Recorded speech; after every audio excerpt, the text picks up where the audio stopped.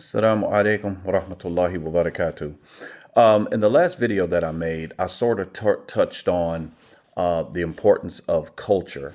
So I think that it's important that I sort of delve into that a little bit more and to give some more, I want to say, complex definitions to give you a better foundation of the importance of culture.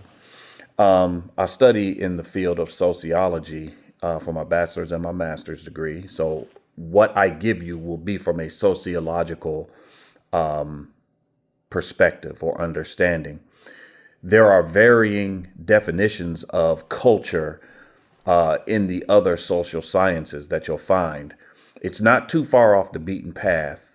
It's in the same ballpark, but the definition is not concrete, set in stone, and it does have some variance. So, from a sociological perspective, and I want you to take this in, take a second, and look at the situation for African Americans and African American Muslims, and see, based on this definition, why we sort of are the way we are and why we lack in some of the fundamental and transformative community issues. When we talk about education, when we talk about community efficacy, when we talk about economics, group economics, block economics, when we talk about housing, when we talk about God-based, God consciousness, moral clarity, moral compass. Where does it come from? I'm going to read this definition. Culture is typically understood as a complex system of shared beliefs, values, norms, symbols, and practices that members of a society use to interpret and navigate their world. It encompasses both material aspects, like art and technology, and symbolic ones, like language and rituals. In essence, culture acts as a blueprint for social behavior, shaping how individuals perceive themselves and interact with others. So when we look at or understand culture, culture is language, culture is food, culture is clothing, what you wear. Culture is the mores, the forays, the morals and values, the moral compass, the what's going to go, what's not going to go, what's going to pass, what's not going to pass, what we agree upon as a collective. And I've said this, on more than one occasion, that African Americans lack that grounding. We lack a cultural connection to a landmass other than America that we recognize collectively as this is from there. This is why we do what we do. It's because it was passed down through our ancestors. It is, what gives us cohesiveness and efficacy in our community. We really don't have that. So we are going to have to create that for ourselves. I had a conversation and it just popped in my mind. I had a conversation with a brother. We were talking about integration versus segregation. And, he was talking about how he doesn't see a path forward, a positive path forward for African Americans.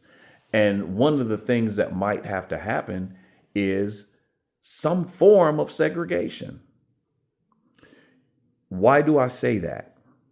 Because we need to create for ourselves an organic culture that supports us, that empowers us, that gives us strength, that gives us love of self, love for self, love for others, God conscious connection, positivity. And we need to do that on our own without exogenous energies or entities trying to control it. That one hits different.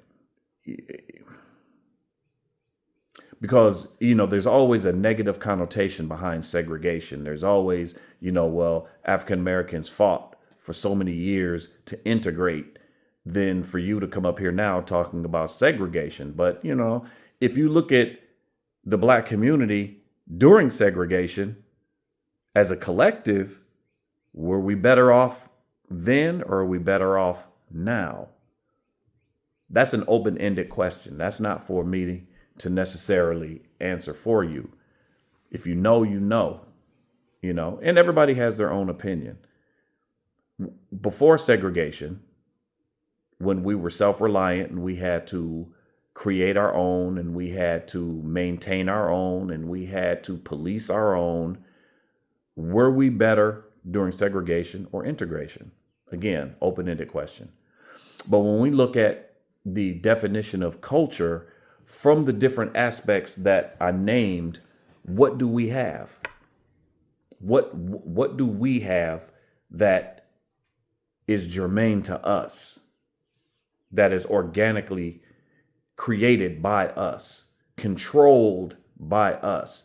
This is not a divisive us versus other people conversation. This is having a healthy, a healthy understanding of self and a healthy understanding of community that I'm talking about. Not versus this versus that, us versus, that's not what I'm talking about. I'm talking about being healthy mentally, being healthy spiritually, being healthy economically, being healthy from an educational perspective, being healthy from a health perspective. And I mean this in a collective. When you have that, that is only an asset to the greater society. You benefit the greater society. You're valued by the greater society. That is my focus here. That is what I'm trying to say, is to get us to a position of self-love, self-help, growth, progress, God consciousness, and to get us moving forward in the society instead of oftentimes being viewed as a pariah. African Americans are not even the first minority in America anymore. So we're falling down the ladder of importance. So at some point, we have to pull ourselves up by our bootstraps, make some hard decisions, stop with the nonsense, stop with the foolishness, stop being led by materialism, stop being led by individualism. This idea of me. That's not traditionally an African perspective or an African approach to community. That's more of a Eurocentric approach to society. Eurocentrism calls to individualism, whereas Afrocentrism calls to community. We have to get back to community and looking at how we can take care of not only ourselves, but how we can take care of our neighbors, how we can take care of our brothers. All of this culture, again, I'm Muslim, so this has to be grounded in Islamic principles. That is where the success is going to lie. For me, this is my understanding. For those that agree, great. For those that don't, maybe it's food for thought. But the Islam has to be central to that. But we have to control our own destiny. We have to control the path that we decide to walk down, be it positive or negative, but it has to be our choice. I vote for the positive. It's going to begin with redefining of culture and then the acceptance of that redefinition and application of that definition. Culture and identity. When you know who you are, you know who you aren't. And I know you've heard something similar to that I said in the previous video, but I apply what I learned and apply it to our situation. When you know who you are, you know who you aren't.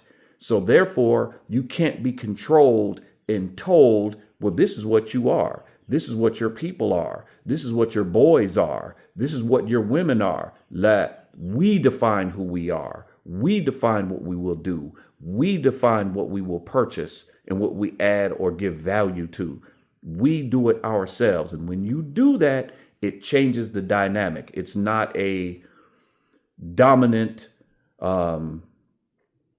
submissive relationship. You meet on equal grounds as equals. You have value. And that extends into all aspects of the society, how you vote for those people who vote, how you spend your money, how you teach your children, how you build your community, how you treat your neighbor, how you treat yourself, how you treat your family. It's going to impact every aspect of your life. Culture and identity. We have to have our own identity created by us, controlled by us, that is empowering to us, that connects us to the Creator the way we're supposed to be connected to the Creator, that teaches us or gives us the proper moral compass based on what the Creator wants from us and expects from us. It's important that whatever we decide to do, that is the root. That is the basis. That the basis and the root is not money, is not power, is not get back or revenge on anybody else. But it's empowering to us as a people. It's can be passed down from generation to generation. It will keep us in a positive, forward-moving trajectory. I hope this makes sense. I wanted to really say this in the last video, but I sort of got sidetracked with other, with some other things that I wanted to cover. The last video that I made where I talked about identity and culture, I actually got some blowback. People were like, I don't really agree with that, blah, blah, blah, blah, blah. I'd love to hear what you have to say that's more important. What's more important right now than having our own identity and culture? Because identity and culture covers every aspect of how you move in the society. It covers it. If you look at other ethnicities and other groups that have a strong culture, strong ethnic background, they have their own do's and don'ts, how they move, how they treat each other, what they will and won't do for $1. And tell me that without that culture, without that strong ethnic background, that they would be who and what they are now. See, we have to look at other groups and ask the hard question. Well, how are they successful? How are they keeping it together? They're a small group. How do they have such economic power? How do they have so much political influence? What do they have that we don't have? We have to ask ourselves these questions and then accept some truths. We have work to do. We have work to do. And that work is not going to be done by outsiders necessarily. We always can have allies, but we at some point have to have some personal accountability and responsibility in policing our own people and moving ourselves forward. For those who are interested in Islam and for those who aren't interested in Islam, I'm telling you now, Islam is the only way for us that this is going to happen. It is a total encompassing way of life that covers, there is no question. Nothing is left out. There is no lack of guidance in any aspect of the human existence, but you will find it in Islam. So if you're interested in Islam, I would encourage you to read, ask questions, look it up, visit your masjid, your local masjid, ask questions.